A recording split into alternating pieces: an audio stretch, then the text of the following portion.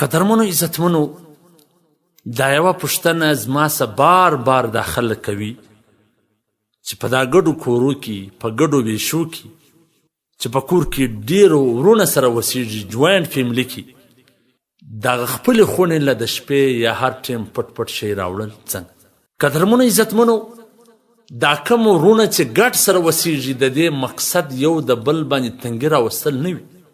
بلکې یو د بل د سهولت دپاره ګډ اوسېږي یو د بل سره د همکارۍ دپاره ګډ اوسېږي که چیرې په دې کې دومره اجازه نه وي چې څوک د خپلې خوښ او د مرضۍ شی خپلې خونې له راوړي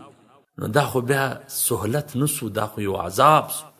مولانا یوسف لودانوي شهید رحمه الله لیکلی دي چې په دا معمولي شي باندې چې ته خپلې خونې له راوړې ستا غاړې نه په بندېږي ځکه دا هر ورور ته په کور کې هر ځوان ته خپله خرچه ورکول کېږي نو چې دی هغه خپله خرچه پر خپل ځان یا پر خپل کور والا نه مصرفوي نو دی دا خرچه څه په وکړي هسې ذخیره کړي او دویمه خبره دا ده چې دا د هر چا خپل یو مزاج او طبیعت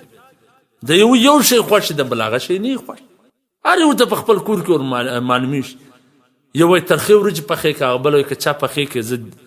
په نغري کې چپه کړم یو وایي چا ورته شونډې ور واچوه بل وایي چې ور وایه نه چې یو شړومبو د مالګ ور واچوه بل وایي چې ور وایه نه یو وایي امونه راوه بل وایي خټکۍ راوه بل وایي هندوانه را یعنې په کور کې به دوه مزاجه یو رقم نه د یو شی خوښ د بل شی خوښ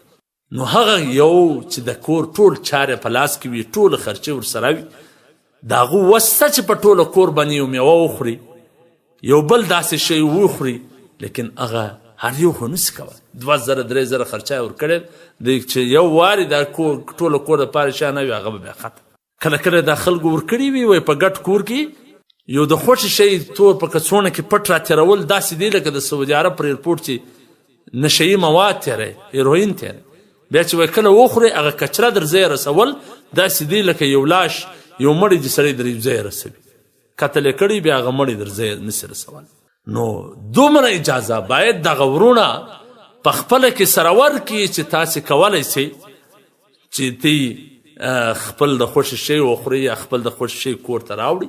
ها په دې کې دومره خیال ساتل پکار دی چې دغه شی په پټه راسي یو ورور دی کنجوسه دی په خپله خونه پیسې نه خوري په خپله کور والا شی نه خوري